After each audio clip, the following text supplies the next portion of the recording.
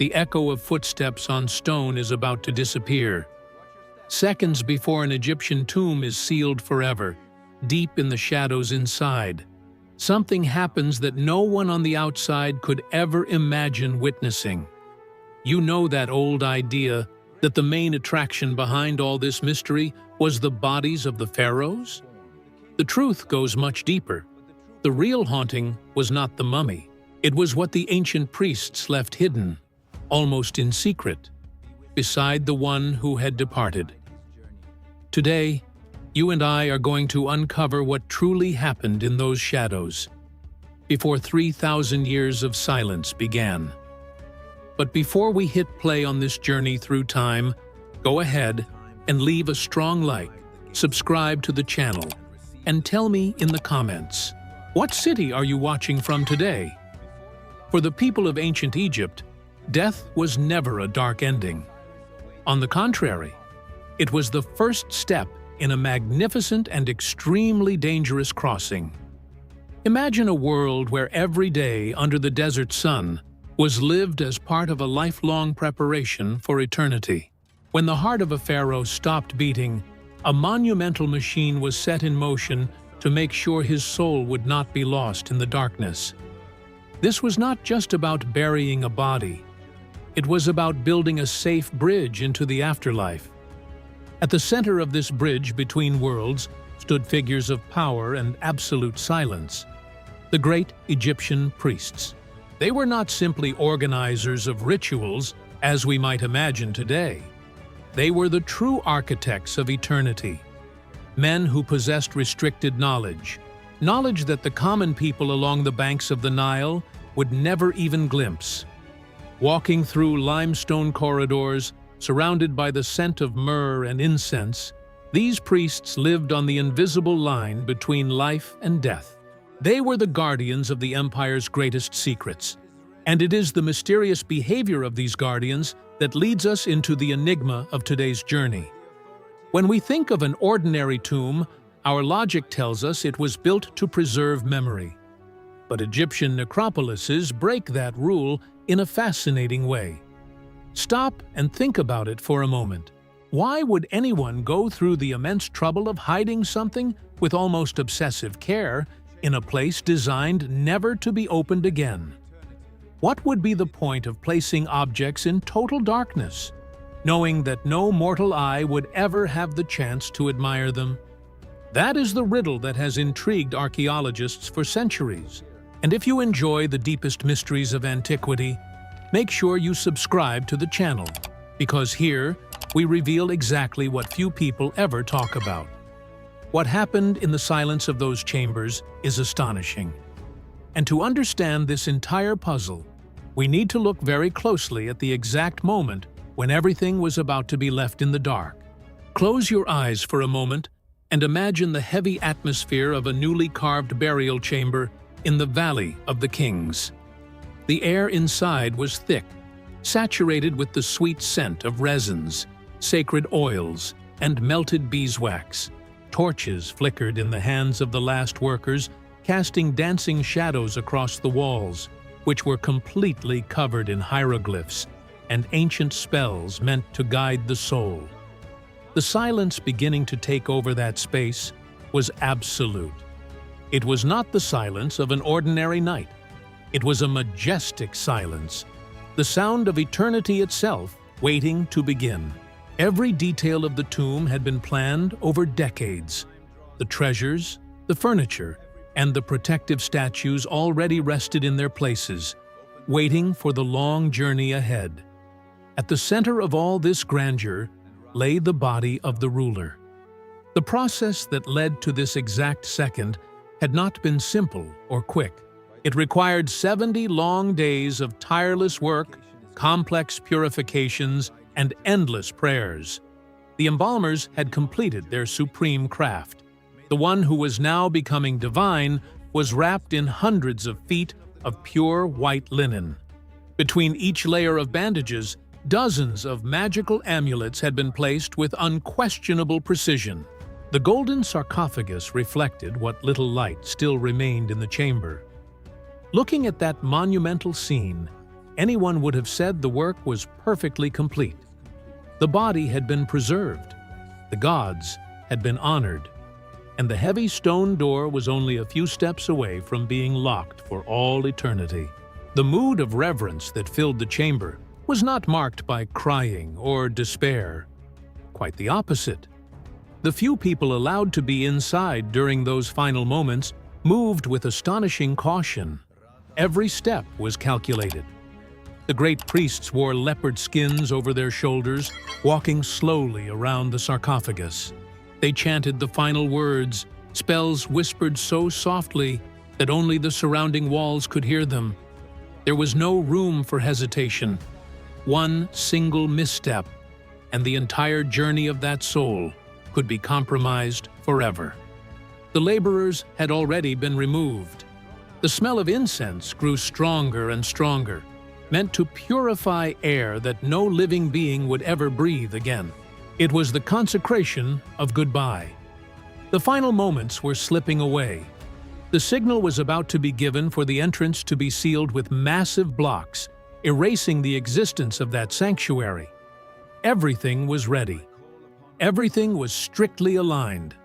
Or at least, that was what the official rituals suggested to the eyes of the public. But something was still missing. There was a silent detail that escaped the understanding of those on the outside. In an almost imperceptible movement, under the half-light of the torches, the high priest approached once again. What was about to happen there, in the absolute intimacy of death, carried an inexplicable weight. He brought with him something that did not belong to an ordinary burial, a secret placed in the darkness, about to be locked away with the one who had departed. To understand what happened in those shadows, we must first look closely at who these men were, the ones who held the keys to the other world. In ancient Egypt, the figure of the priest was far from merely that of a devoted religious man. In reality, they were the scientists, the physicians, and the magicians of a civilization that saw the invisible as something absolutely real. The people in the streets, working beneath the scorching sun along the Nile, looked toward the temples with a mixture of fear and deep reverence. They knew that inside, behind enormous gates guarded by sentinels, the priests preserved the maps to eternal life. These men did not serve only the gods. They served the very continuity of existence. To that ancient mindset, without the precise intervention of a priest, the sun itself might not rise on the horizon, and the soul of a king might wander forever through the void, lost and without rest. The preparation of a high priest followed a level of discipline that today seems almost unbelievable. It demanded a rigor few could endure. They lived in a constant state of ritual purity, shaving their entire bodies frequently and dressing only in the finest white linen, avoiding anything that might contaminate their connection to the divine. But beyond the immaculate appearance and the fragrance of myrrh, what truly set them apart from every other citizen was what was called secret knowledge.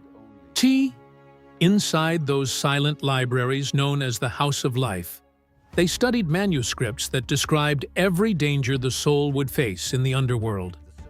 They knew the names of each guardian of the celestial gates.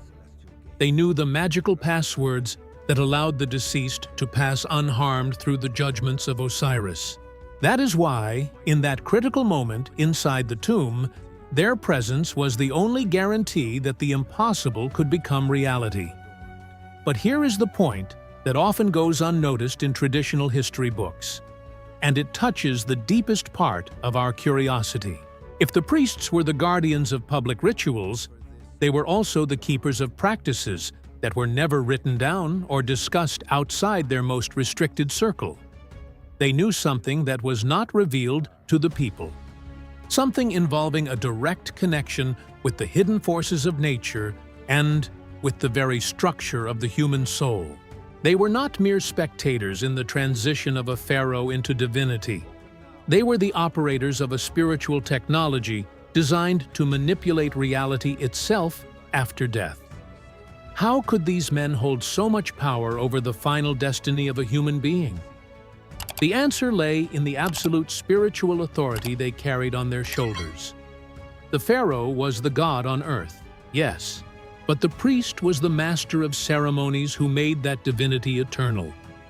They operated under a code of silence that lasted a lifetime and was carried all the way to the grave. Imagine, for a moment, the weight of that responsibility. To carry truths that, if they fell into the wrong hands, could, according to their beliefs, destroy the order of the universe itself. The problem is that this deep and sealed knowledge explains exactly what happened in the final moments of the tomb's closing, far from curious eyes. While the world's attention was fixed on monumental pyramids and towering obelisks, the priests were focused on what ordinary eyes could not see. And it was precisely this hidden knowledge that justified what they were about to place in the deep darkness, beside the sarcophagus, in the final instant before the sealing. Because to them, the tomb was not a place of passive rest, it was an engine, and it needed certain hidden pieces to work perfectly. And that completely changes what we know about what truly lay in the heart of the desert.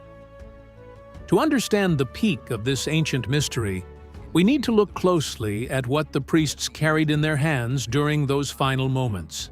When we imagine the inside of an Egyptian royal tomb, the first image that comes to mind is an immeasurable flood of gold, gleaming jewels, chariots plated with electrum, and thrones carved from the finest wood. All of that was there. There were jars overflowing with aged wines, chests packed with the finest linen garments, and food offerings carefully preserved. The logic seems clear. If the monarch was going to live forever in the afterlife, he would need to take with him every comfort and luxury he had known in his earthly palace. It was as if they were packing for the longest journey of all. But there was a deeper detail that escapes this surface-level view. Amid all that splendor, the priests began placing a series of items that, at first glance, made no sense at all. They were small objects, incredibly simple in appearance, almost rustic, completely out of place among the precious stones around them. We are talking about small mud bricks, positioned with millimetric precision in the four corners of the burial chamber, hidden behind false walls or beneath the floor. Inside each of these bricks, a specific amulet was concealed, a small torch, a mystical pillar, a miniature figure of Anubis. Why would anyone go through the monumental effort of creating, enchanting, and placing something with such precision, only to hide it in the foundations of absolute darkness? And that question brings us to the heart of the enigma. Why hide something no one would ever see? Today, we create art to be admired, so the public can look at it and be amazed. But the mindset of those great priests operated on an entirely different frequency. To them, the power of a magical object did not depend on being seen by mortal eyes, but on being activated in the spiritual realm. A skilled goldsmith could spend months carving microscopic protection spells on the back of a small stone scarab, detailing every leg and wing of the insect with surgical precision. And as soon as it was finished, that scarab would be inserted deep into the mummy's wrappings over the ruler's heart, hidden beneath hot resin and yards of cloth. The complexity of the object was a technological tool meant exclusively for the gods and for the soul itself. But the surprises did not stop there. Among the flawless treasures, objects were often left deliberately broken or scratched before being placed inside the tomb. Scepters cracked in half, damaged statues, hieroglyphs of scorpions and serpents drawn without heads or tails. It was not the merciless work of time that destroyed these pieces, it was the priests themselves. The reasoning behind it revealed an incredibly practical form of magical thinking. In their view, drawing a perfect venomous creature on the wall was the same as giving it life in the afterlife. To keep that magic from turning against the pharaoh in the darkness, the priest would mutilate the image or break the object on purpose. That way, its power remained present, but without posing any threat. The entire chamber, then, was a vast spiritual machine about to be activated. Those hidden items were not simple gifts. They were gears and keys to invisible doors in the underworld. The air grew heavier with each new amulet concealed. The silence became almost palpable, broken only by the whisper of ancient formulas. And it was exactly at this moment, with the scene meticulously prepared and the silent objects guarding the shadows, that the tension reached its highest point. The priests prepared to begin the most sacred and haunting act of the entire funerary ceremony, something so powerful that, under no circumstances, could it be witnessed by the outside world. The curtain between the living and the dead was about to be torn open. The breathing of the few men still inside the chamber seemed too heavy for that place. The monumental doors of the mortuary temple above had already been closed to the crowd, and only the elite of the spiritual elite of ancient Egypt remained present in this final pocket of air and light. Torches fueled by animal fat burned slowly, casting gigantic shadows across the golden walls, creating the illusion that the painted deities themselves were moving, watching every gesture. The silence was so absolute that the dripping of melted resin sounded like thunder. We were standing before the most secretive, restricted, and terrifying moment in the entire journey of death. A ceremony that did not belong to the world of the living, but to the cold domains of eternity. To understand the magnitude of this instant, we need to grasp one crucial detail. Until that exact second, the perfectly wrapped mummy covered in gold was not seen as a living being in the afterlife. It was only a luxurious vessel, an empty and motionless shell. The soul of the pharaoh, divided between what the Egyptians called the Ka, the life force, and the Ba, the personality, wandered through the underworld, completely disoriented. If the tomb were sealed at that moment, the ruler would be nothing more than a beautifully preserved corpse, lost in the dark. The spark was missing. The sacred breath that would reconnect the spirit to that eternal body was missing. And that was exactly the final mission of the high priest, the supreme act known as the opening of the mouth ritual. Can you imagine the weight of that moment? Imagine standing in the depths of the earth, cut off from everything that pulses with life beneath the sun, carrying the absolute responsibility of awakening a sleeping god. The chief priest, often wearing an imposing and heavy mask of the god Anubis, or wrapped in the traditional leopard skin, approached the upright sarcophagus. He did not carry weapons or enormous treasures in his hands. He held magical instruments with peculiar shapes, tools that looked like they belonged to a craftsman of the invisible. Among them, one stood out: the adze, often forged from meteoric iron, a metal that, to them, had literally fallen from the sky and carried the magnetic power of the stars. There was also the Peseshkaf blade, a stone instrument shaped like the knives used by Egyptian midwives to cut the umbilical cord of newborns. The symbolic message was powerful and undeniable. There, in the womb of death, this was not a tragic ending, but a cosmic and formidable birth. The pharaoh was about to be reborn. With calculated slowness, where every millimeter of movement was part of an incredibly complex spell, the priest gently touched the face of the funerary mask. First the eyes, so the soul could once again behold the offerings left in its honor. Then the ears, so it could forever hear the compassionate prayers of the living.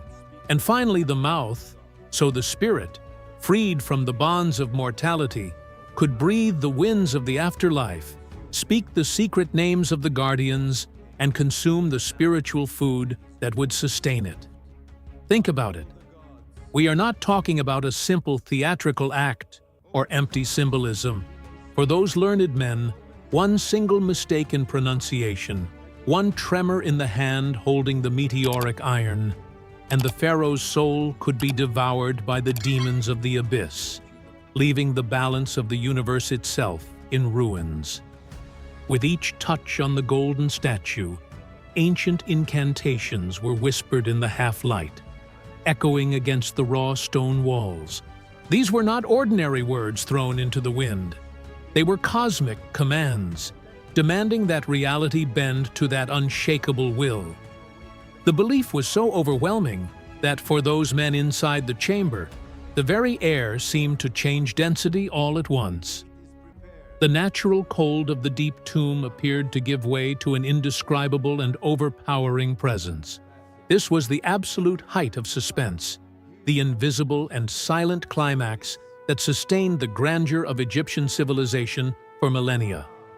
The priests firmly believed that, after completing that final touch on the golden mouth, they were instantly no longer alone.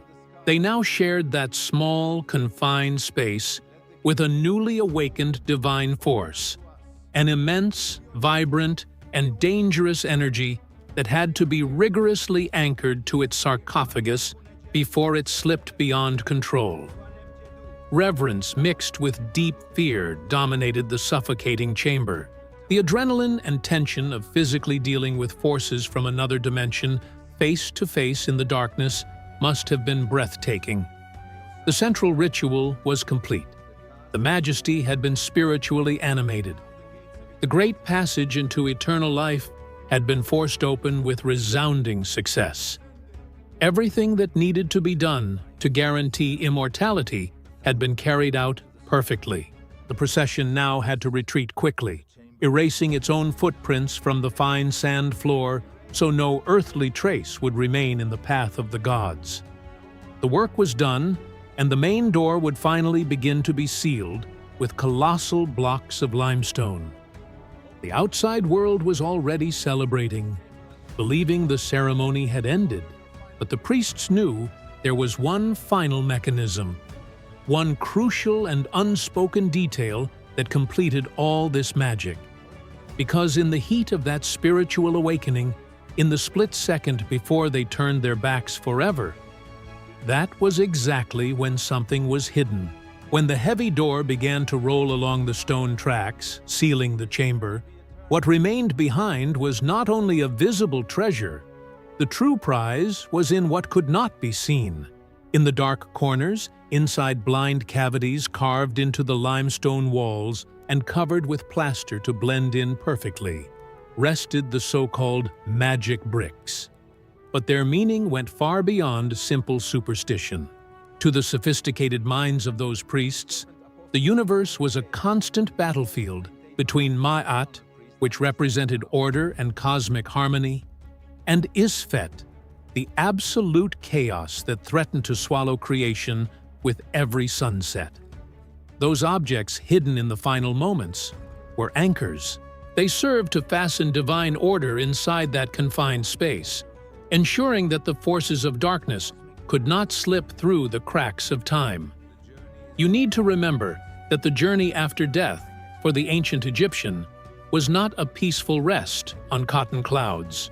It was a terrifying expedition through the Duat, the mist-filled underworld, filled with lakes of fire, demonic serpents, and merciless judgments. The pharaoh had to pass through 12 dangerous gates, one for each hour of the night. And this is where the hidden meaning of what was left inside the tomb reveals itself with astonishing brilliance.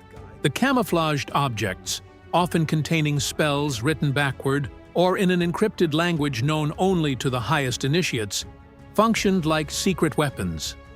If the visible treasures were offerings for the righteous gods, the items hidden in the shadows were traps designed to confuse and repel the evil spirits that would inevitably try to devour the vulnerable monarch's soul. Over the decades, specialists and Egyptologists have studied these practices, trying to decode the minds that conceived such complexity. Some schools of thought suggest that certain hidden items were, in fact, replacements for much older and darker practices. In Egypt's earliest days, royal servants were physically sacrificed to accompany their masters in death, a brutal practice that was gradually replaced by the use of magical figurines known as shabtis. Hiding specific models of these statues, charged with high-level enchantments and made from rare materials, was a way to guarantee a private and invisible army. This magical elite guard operated like an insurance policy against any possible threat in the afterlife. It was, without a doubt, true engineering of the invisible, designed by men who left absolutely nothing to chance. But despite all the technology of our century, all the progress in archaeology, and the countless hours scholars have spent carefully translating dusty papyri, we must have the humility to admit something very important. The great truth is that not everything can be explained, even today. There are artifacts found in secret niches whose functions remain an unfathomable enigma to modern science. Small discs made of unusual materials, geometric alignments that do not match any constellation known to astronomers, and mixtures of resins that defy our logic. It is as if those priests had locked away not only the body of their king, but also the keys to a spiritual science we still have not been able to decode. Which leads us to wonder what would happen when sunlight finally touched those hidden pieces again, thousands of years later. Millennia passed. Empires collapsed. The sands swallowed the temples, and the silence orchestrated by the priests reigned absolute.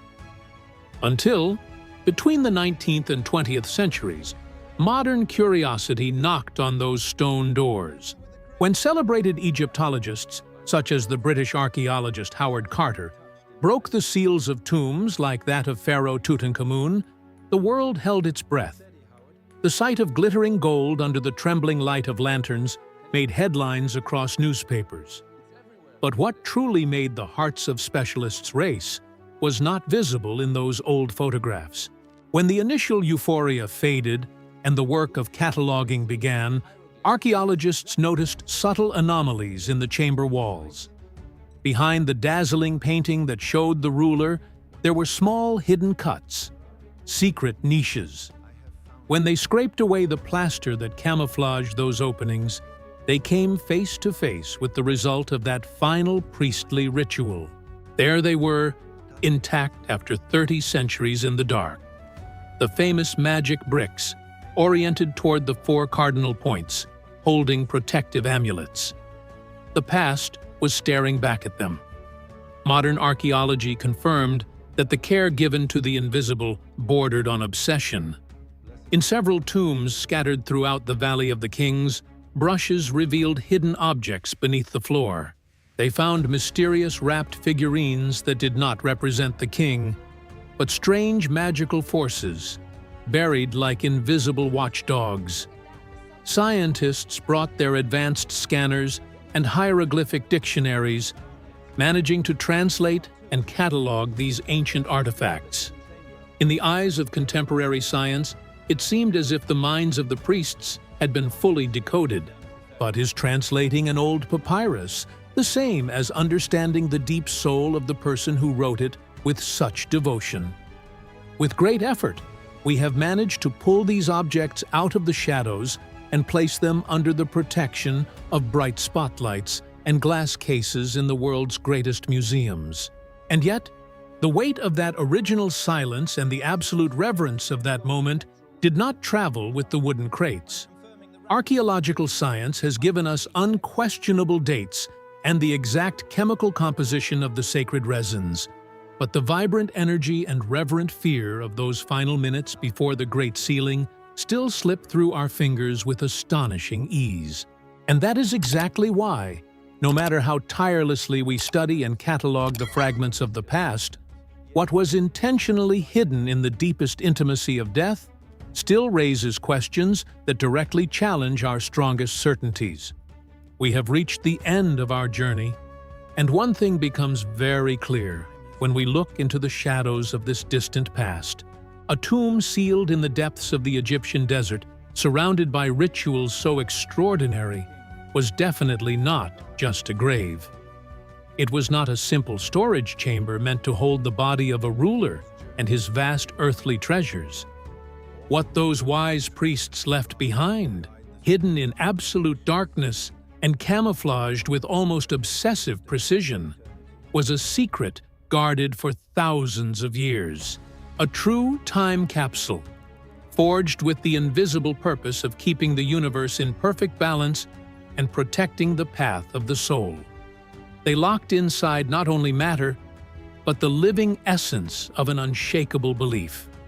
A silent and continuous magic that rested calmly while countless empires rose, fought, and disappeared beneath the merciless dust of the centuries.